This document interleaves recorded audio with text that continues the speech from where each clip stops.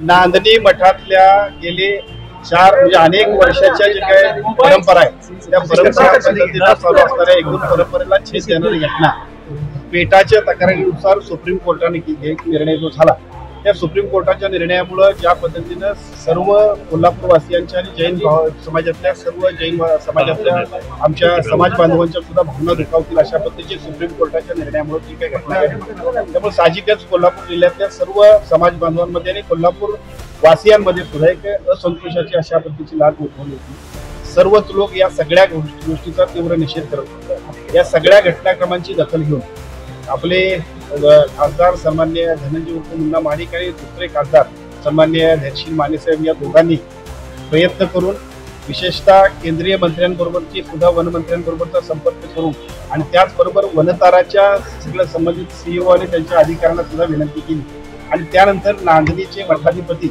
आणि नांदणीच्या मठाधिपतींच्या बरोबर वनताराचे सीईओ या दोघांची एक बैठक सकारात्मक अशा पद्धतीच्या चर्चा की ज्याचा सर्व संदर्भ हा आपली महादेवी आपला हत्या आहे की तो आपल्याकडे परत यायला पाहिजे यासाठी आपल्या सगळ्यांची जी खूप डोळे लावून आपण बसलेलो आहोत त्यासाठी चर्चा झाली। या चर्चेमध्ये गेल्या तासाभराच्या चर्चेमध्ये दोन्ही बाजूनं म्हणजे एका बाजूला महाराजांनी आणि दुसऱ्या बाजूला वनताराच्या सीओनी सुद्धा आपल्या पद्धतीने आपली भूमिका स्पष्ट केली।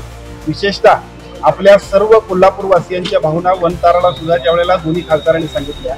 त्यानंतर त्यांचं म्हणणं इतकंच आहे की वनतारा हे सुप्रीम कोर्टाच्या आदेशानं त्यांच्याकडे हा आपल्याकडचा जो महादेवी हत्तीने आपली सुपूर्द केली याच्यापेक्षा त्यांचा त्याच्यातला रोल शून्य आहे। आपण या संदर्भात सुप्रीम कोर्टामध्ये ज्या काही लिगल प्रोसेस असतील त्या लिगल प्रोसेस करा, त्याला अपेक्षित सहकार्य करण्याची जबाबदारी वनतारातल्या सगळ्या यंत्रणेची सुद्धा आहे आणि ते सकारात्मक पद्धतीने इथं विशेषतः त्यांनी एवढी चांगल्या पद्धतीने आपल्या सगळ्यांना सहमती दर्शवली की जर आपण म्हटलं तर इथंच नांदेडच्या मठामध्ये सुद्धा वनताराचं एक युनिट आपण सुरू करू त्याच्या माध्यमातून तुम्हाला अपेक्षित असणारं जी आपल्याला हत्ती इथं पाहिजे आहे त्याच्याबद्दलच्या स्पष्ट आपल्याला सूचना कोर्टाच्या आल्या की ताबडतोब आपण या सगळ्याच्या बाबतची पूर्तताही करतो। त्यांचं म्हणणं इतकंच आहे की या सगळ्या घटनाक्रमांमध्ये आपला रोल शून्य आहे परंतु रोल शून्य असताना मात्र ज्या पद्धतीने लोकांमधला तीव्र आक्षेप होतोय याच्याशी आपला काही संबंध नाही। सगळ्या समाजाच्या किंवा कोल्हापूरवासियांच्या भावनांप्रमाणे वनतारातून आपली महादेवी किंवा माधुरी हत्तींची आमची आहे ती इकडे येण्यासाठी ज्या काही आवश्यक प्रक्रिया पार करण्यात पाहिजेत त्या प्रक्रिया पार करण्यासाठी आपल्याकडून सर्वतोपरी सहकार्य होईल अशा स्पष्ट पद्धतीचे सकारात्मक संदेश त्यांनी दिले ज्याचा उपयोग आपल्याला होईल। आता भाग दुसरा की या सगळ्यामध्ये आपल्या सगळ्यांना अपेक्षित आहे की कुठल्याही परिस्थितीमध्ये आपल्या नांदी मठाचा जो हत्ती आहे तो आपल्याकडे परत यायला पाहिजे। सगळ्या जनमानसांची भावना लक्षात घेऊन दोन्ही खासदारांनी केंद्रीय मंत्र्यांकडे केलेल्या शिफारशीनंतर सकारात्मक पद्धतीने शासनाचा अफिडेव्हिट सादर करण्यासाठी सुद्धा आम्ही सगळेजण प्रयत्न करू। कोल्हापूरवासियांच्या भावना केंद्रीय आमच्या वनमंत्र्यांच्या माध्यमातून सुप्रीम कोर्टामध्ये सुद्धा देण्याबद्दल आमचे दोन्ही खासदार आणि आम्ही सगळेजण प्रयत्न करतोय ज्याच्या माध्यमातून कोणत्याही परिस्थितीमध्ये आपल्याला अपेक्षित असणार जी काय महादेवी हत्ती आपल्याकडे यायला पाहिजे आपल्या नांदी मठामधला पूर्वीपार जो काही परंपरा आहे त्या पद्धतीने येण्यासाठी शासनाकडे आणि शासनाच्या माध्यमातून सुप्रीम कोर्टामध्ये सुद्धा अतिशय ताकदीने शक्तीने आपण प्रयत्न करूया। परंतु कुठल्याही परिस्थितीमध्ये एखादी गोष्ट ज्या वेळेला सुप्रीम कोर्ट निर्णय घेते त्यावेळेला फक्त जनभावना महत्वाची नाही, जनभावने इतकीच लीगल प्रोसेस महत्वाची आहे। ती लीगल प्रोसेस करणं गरजेचं आहे। एका बाजूला ती लीगल प्रोसेस करण्यासाठी आपल्या दोन्ही खासदारांच्या माध्यमातून अतिशय चांगल्या पद्धतीने आम्ही प्रयत्न करतोय आणि त्याच वेळेला वनतारानं सुद्धा सकारात्मक अशा पद्धतीने तुम्ही जर घेत असाल तर आमचा कुठलाही आक्षेप नाही त्याच्याबद्दलचे स्पष्ट अफिडेव्हिट सुद्धा ते देतील की ज्याच्यामुळे आपल्याकडे आपला हत्ती येण्यामध्ये अति चांगल्या पद्धतीनं प्रयत्न करण्यामध्ये जे काय आपण प्रयत्न करतोय ती यशस्वी या दोन गोष्टी आहे। एक तर हत्ती खरंच परत येणार आहे का आणि या बैठकीतून महाराज नाराज होऊन गेलेले आहेत का? दोनही गोष्टी महत्वाच्या आहेत की याच्यामध्ये हत्ती परत यायला पाहिजे तर तो निश्चितपणाने यायला पाहिजे पण ती एक प्रक्रिया आहे। आम्हाला वाटतंय म्हणून यायला पाहिजे असं जर म्हटलं असतं तर एखादी गोष्ट ज्या वेळेला सरकार दरबारी असते त्यावेळेला जनभावनेचं प्रतिकूल आम्ही सगळेजण जेवढ्या ताकदीने मांडतोय त्याच्यावरती लगेच निर्णय आपण घेऊ शकतो। परंतु इथं सुप्रीम कोर्टामध्ये मॅटर असल्यामुळे सुप्रीम कोर्टाकडे आपण सकारात्मक अफिडेव्हिट दाखल केलं आहे। केंद्र शासनाच्या वन विभागाचं सकारात्मक अशा पद्धतीचं अफिडेव्हिट आणि त्यांच्याकडून प्रयत्न होतील त्यामुळे निश्चितपणे आपल्या प्रयत्नाला यश येईल। महाराज नाराज होऊन गेले नाही। महाराजांचं असं म्हणणं आहे की आपल्या भूमिका जी आहे ते समाजासमोर सुद्धा ते बोलतील शेवटी एखादी भूमिका घेत असताना ती भूमिका समाजासमोर मांडली पाहिजे आणि ते त्यांचं कर्तव्य आहे. त्यामुळे त्यांची भूमिका बरोबर आहे. पालकमंत्री म्हणून मी आणि दोन्ही खासदार आणि आमचे सगळे लोकप्रतिनिधी आम्ही सगळेजण त्या सगळ्यांच्या झालेल्या चर्चेचा सारांश तुम्हाला सांगतोय की ज्या सारांशाच्या माध्यमातून आपल्या सगळ्यांची जनभावना आणि त्या जनभावनेचं एकूण अपेक्षित असणारं जे काही एकूण फायनल रिझल्ट आहे की कुठल्याही परिस्थितीमध्ये नांदणी मठाचा हत्ती आपल्याकडे परत आला पाहिजे. तारा परत देण्यास तयार आहे का प्रोसेस करून? निश्चितपणानं तयार आहे. खरं तर त्यांना इकडे आणण्यामध्ये ज्या पद्धतीने एका बाजूला धैर्यशील माने, दुसऱ्या बाजूला धनंजय माडिक साहेब आणि विशेषतः आमचे आदरणीय डॉक्टर खासदार श्रीकांत शिंदे साहेब यांचे सगळ्यांचे प्रयत्न होते. तसं बघायला गेलं तर त्यांनी इकडे येण्यासाठी सुद्धा आमचे प्रयत्न एवढ्यासाठी होते की कोणत्याही परिस्थितीमध्ये याच्यामध्ये मार्ग निघावा आणि तो मार्ग निघाल्यानंतर आपल्या सगळ्यांना सुद्धा जी काय आपली इमोशनल अटॅचमेंट आहे त्या इमोशनल अटॅचमेंट प्रमाणे कोल्हापूर वासियांना अपेक्षित असणारा निर्णय मिळाला पाहिजे. तो निर्णय मिळण्यासाठीची प्रक्रिया सुरुवात झाली. फक्त it's a legal process.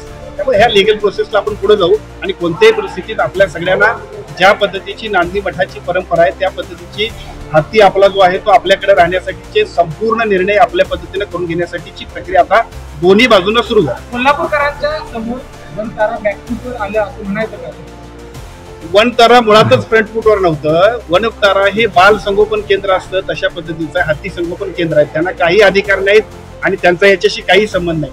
Supreme कोर्टानं ज्यावेळेला पेटाच्या निर्णयाप्रमाणे एखादा निर्णय घेतला तर तो कुठे ठेवावा त्यासाठी आता सध्याच्या काळामध्ये उपलब्ध असणारी एक यंत्रणा म्हणजे वनतारा.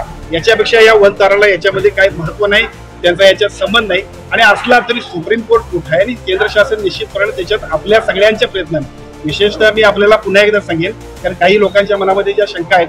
अनेक वर्ष नागपंचमीचा जो काय 32 शिराळ्यातला जो काय आपण सगळेजण नागपंचमीचा उत्सव होता तो बंद होता. परंतु केंद्र शासनानं सकारात्मक भूमिका घेतल्यामुळं मागच्याच याच वर्षी नागपंचमी पूर्वीप्रमाणेच इथं सुरू झाली. त्यामुळे मला असं वाटतं की आजचा सुद्धा जो निर्णय आहे तशाच पद्धतीने करण्यामध्ये आपण यशस्वी होणार. हत्तींचा धुमाकूळ कित्येक वर्ष आहे. 5 ते 6 हत्तींचा कळप त्या ठिकाणी होतो.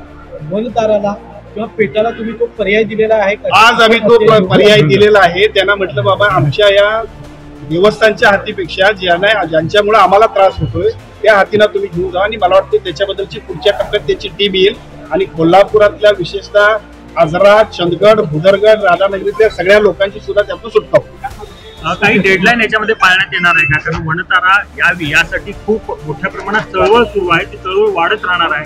सरकारच्या वतीनं कशा प्रकारे तुम्ही शब्द देणार आहात? पदयात्रा देखील रविवारी जनभावना आणि जनभावनांचं प्रतिबिंब आपण समजू शकतोय. यासाठीच तर दोन्ही खासदार महोदयांनी या ठिकाणी प्रयत्न केले आणि ते प्रयत्न आणि त्याला टाइमलाईन सुप्रीम कोर्टामध्ये ज्या पद्धतीची निर्णय प्रक्रिया व्हायला पाहिजे तोपर्यंत आपण प्रयत्न करतोय आणि आपण ते यशस्वी होणार. माझी एवढीच विनंती आहे जैन धर्मियांच्याबद्दल जैन धर्मियांच्या मनामध्ये त्या हत्तीविषयी असणारी आपुलकी, त्या नांदणी मठातल्या मठाधिपतीपासून सर्व भाविकांचा त्यांच्याविषयी असणारी इमोशनल अटॅचमेंट याला राजकारणाचा वास म्हणतो. खरं तर एका बाजूला ज्या पद्धतीचं एक लोकांमध्ये लोकभावना आहे ती इमोशनल अटॅचमेंट आहे. पण दुर्दैवाने त्या इमोशनल अटॅचमेंटला सुद्धा पॉलिटिकल अटॅचमेंट जी असते ती सगळ्यांनीच थांबवली पाहिजे.